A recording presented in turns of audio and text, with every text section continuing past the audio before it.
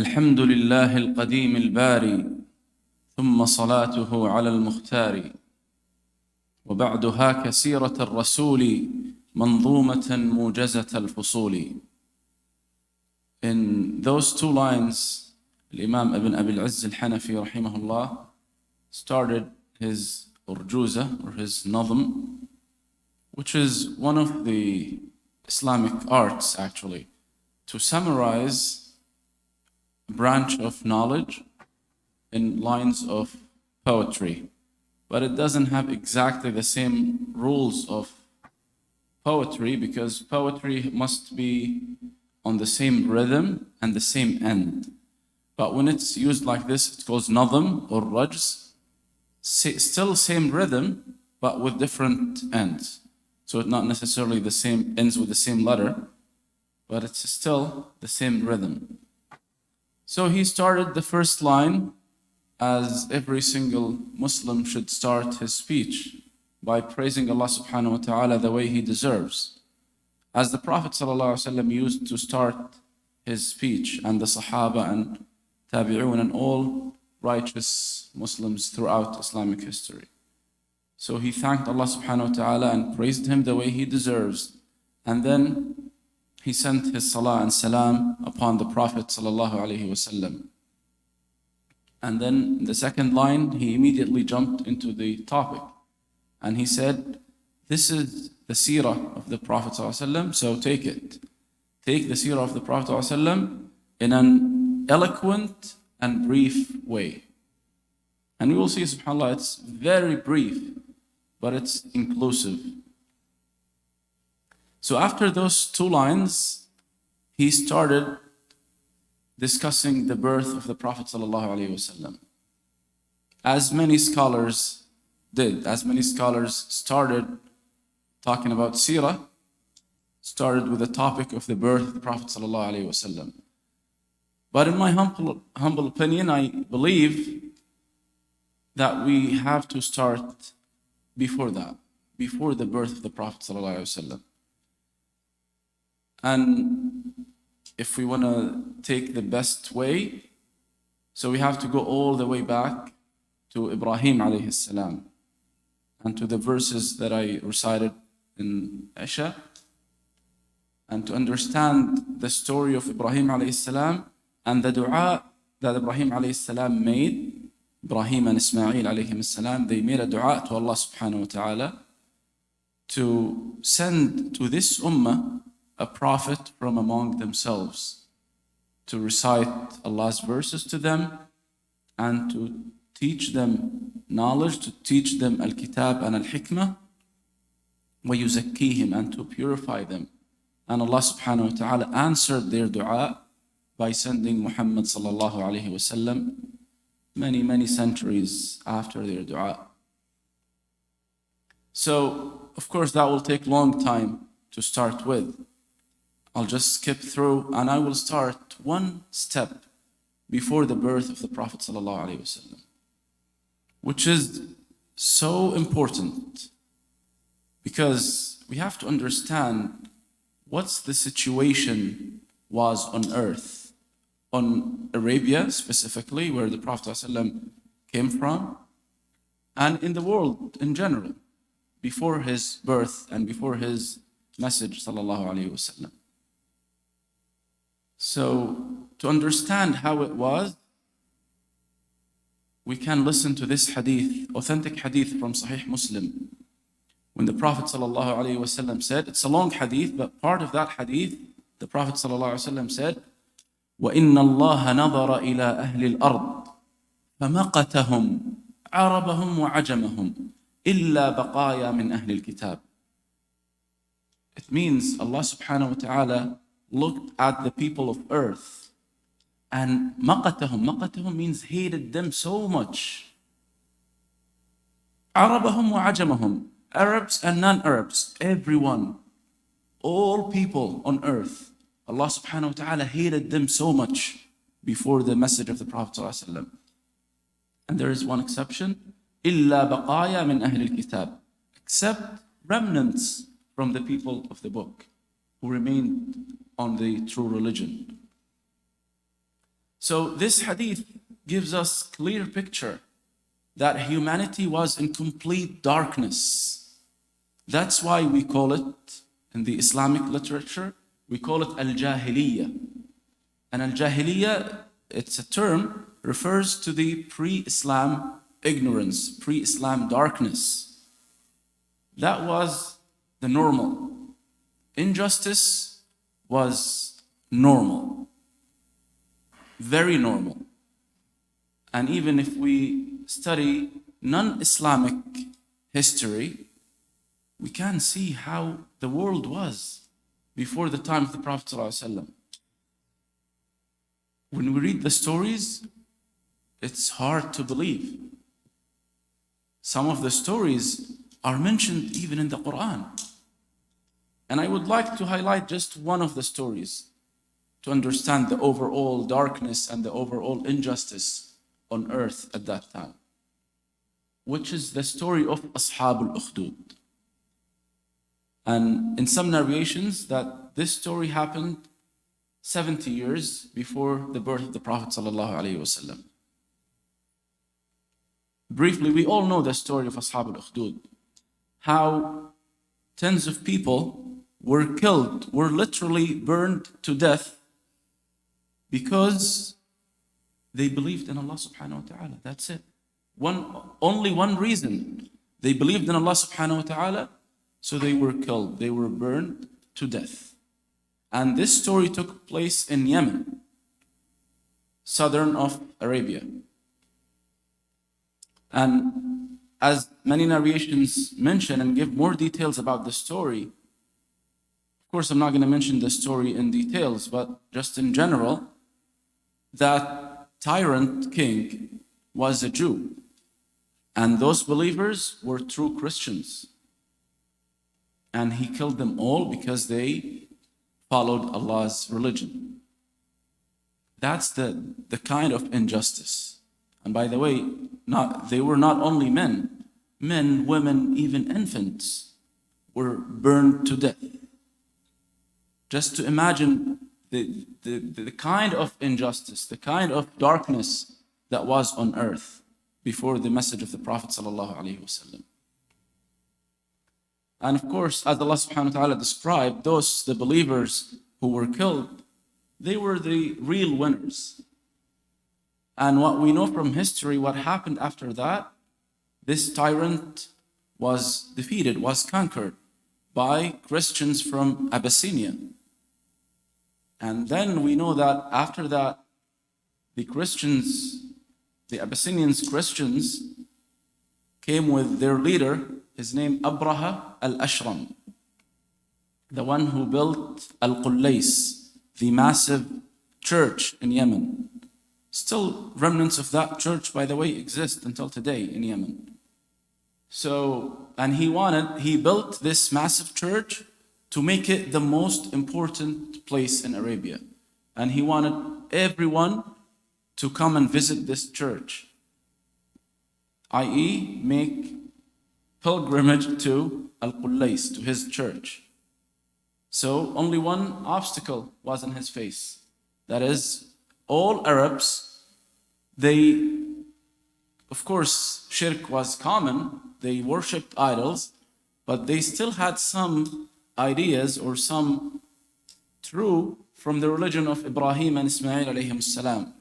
They knew that the Kaaba is the house of Allah and we have to make Hajj towards Kaaba. And they kept this ritual as sacred ritual. And they protected this ritual. So Abraha al-Ashram wanted to destroy the Kaaba in order to make his church the most important place. And then the incident of the elephant took place. And we all know the details. And why I mention this? Just to understand the overall picture around the world. Read the history of the Romans, the Persians, the history of India, the history of all the world was in complete darkness. And in this year, the year of the elephant, the Prophet ﷺ was born. And subhanAllah, we see after a few decades, everything changed around the world. The light of Islam came, and the power of justice was there on earth, was there in application, not only written. So, one more reason that we have to learn about Jahiliyyah before we learn about Islam. There is an important statement by Umar ibn al-Khattab radiyallahu anhu. And we all know who is Umar ibn al-Khattab. The Prophet ﷺ once said, if the angels would talk to someone from this ummah, they would talk to Umar ibn al-Khattab. He was full of wisdom, full of knowledge. So Umar ibn al-Khattab radiyallahu anhu said, إنما تنقض عرى الإسلام عروة عروة إذا نشأ في الإسلام من لم يعرف الجاهلية. The bonds of Islam gets broken one by one if a Muslim generation grows up without knowing the Jahiliyyah. So when we don't know the Jahiliyyah, we only know Islam, it's not enough. Because everything, subhanAllah, everything in humans' minds is relative. So we don't appreciate Islam, we don't appreciate the light of Islam if we don't know the darkness of Jahiliyyah. So that's why it is very important to know more details about Jahiliyyah. What was happening actually, how people used to think, how people used to treat each another. So let's go back now to the lines of poetry. Now he started with the birth of the Prophet ﷺ. He said, مولده في عاشر الفضيل ربيع الأول عام الفيل. He was born in the 10th of Rabi' al-Awwal. And Rabi' al-Awwal is the 3rd month in the Arabic calendar. Then he said, لكنما المشهور ثاني عشره. But the most famous date is not this. So he mentioned different opinions. So the first opinion says that the Prophet ﷺ was born in the 10th of Rabi' al-Awwal. And the famous opinion says that the Prophet ﷺ was born in the 12th of Rabi' al-Awwal. في يوم الاثنين طلوع فجره. In the Fajr time, in the day of Monday. And of course, from the authentic hadith, we know that for sure the Prophet ﷺ was born on Monday. ووافق العشرين من نيسان. And it's equivalent in the Christian calendar, it's April 20th in the year 571 CE. ووافق العشرين من نيسان وقبله حين أبيه وقبله حين أبيه حان. Subhanallah, he was born in that date, he mentioned, and then in half a line, he gave a very important detail, which is before he was born, his father died. And subhanallah, just whenever you go through any difficulty, remember the Prophet ﷺ. His hardship and difficulty started even before he was born. His father died, so he was born as an orphan. وبعد عامين غدا فطيمة جاءت به مرضعه سليمة. So he jumped quickly. As he said, it is very brief. So he mentioned now his father died before he was born. Then he said, he skipped a couple years, and we all know that it was the custom of people of Mecca to give their kids to be breastfed from people outside of the city.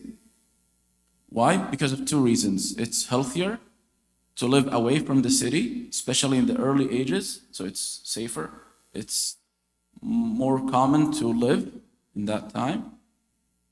And the second reason is to master the pure Arabic language. Because Mecca was a big city, people coming from all around, just like today, by the way, same situation, subhanAllah. The language of Mecca is all languages. There is no one language, because everybody comes from everywhere. So the Prophet ﷺ was taken by Halima al-Sa'diyya from Bani Sa'd. And she brought him after 2 years, after she completed the breastfeeding. But then he mentioned here something, and we can't understand another thing between the lines. So he said, she took him back to his mother after 2 years, and then she took him again with her. She wanted Muhammad ﷺ to stay with her. Why? Because she saw the blessings of the Prophet ﷺ from day one, when he was a little infant. She saw miracles. Everything in their life changed. Everything in the life of this family changed completely after having the Prophet ﷺ, even when he was an infant. So he says, جاءت به مرضعه سليما حليمة لأمه وعادت به لأهلها كما أرادت. And she took him back with her as she wanted. فبعد شهرين انشقاق بطنه وقيل بعد 4 من سنه. And then one famous incident happened, which is the opening of the chest of the Prophet ﷺ when he was a little kid. And again he mentioned 2 opinions. 2 months after that, or when he was 4 years old. It was between that time.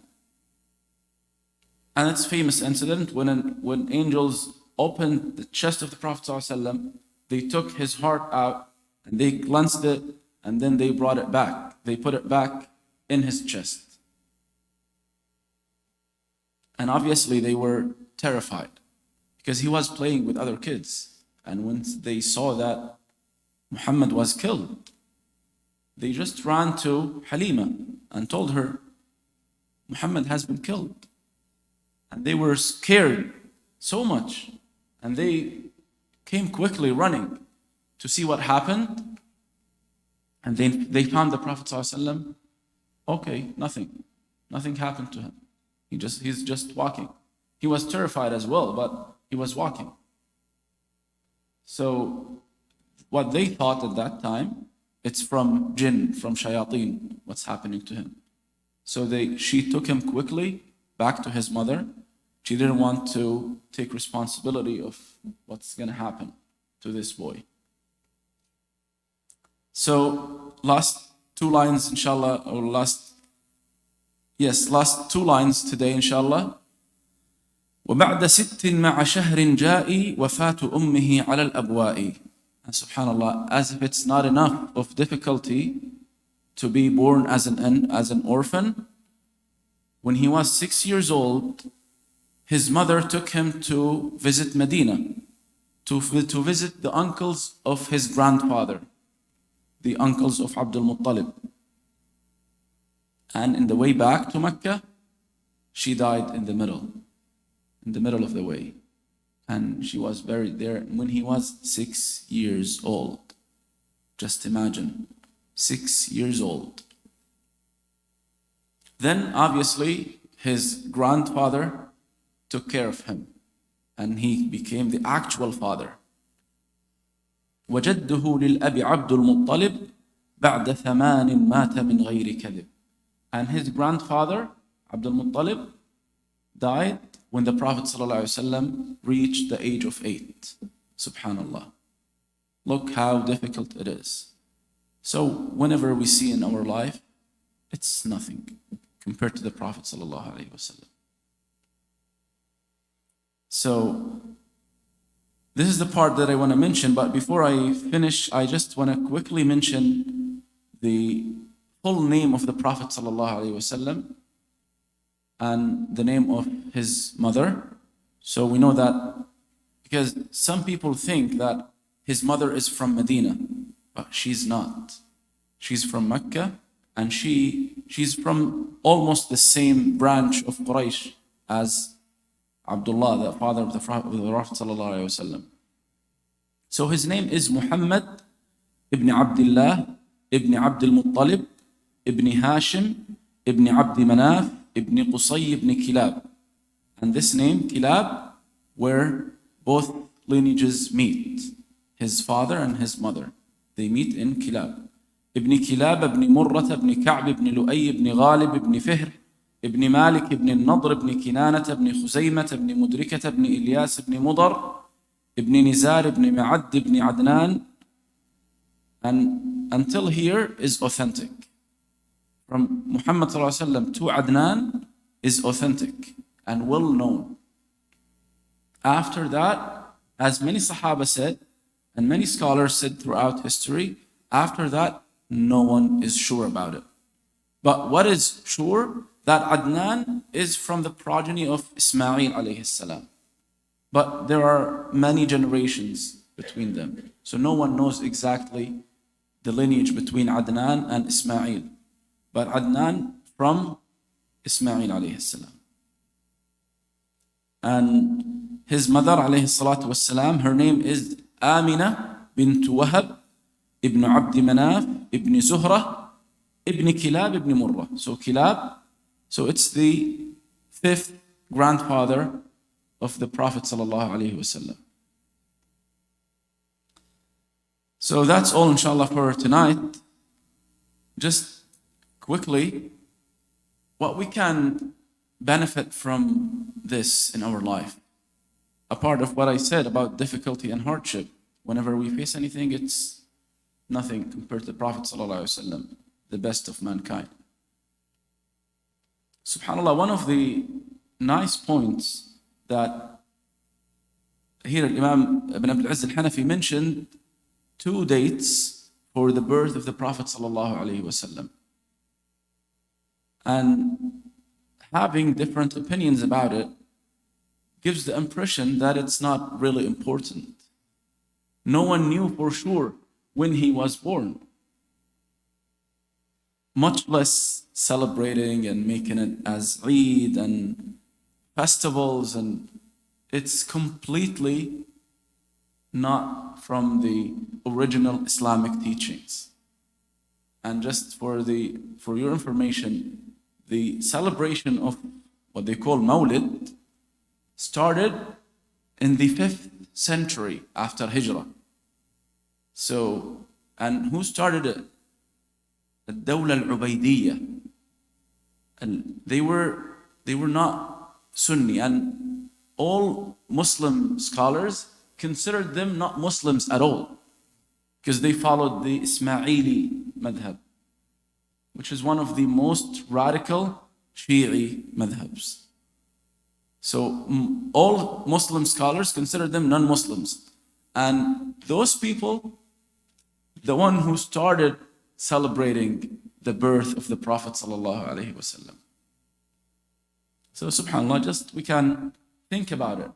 The Prophet ﷺ didn't even mention the day he was born. He mentioned in a hadith that he was born on Monday.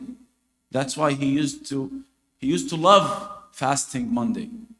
But he didn't mention the date, what month and what day.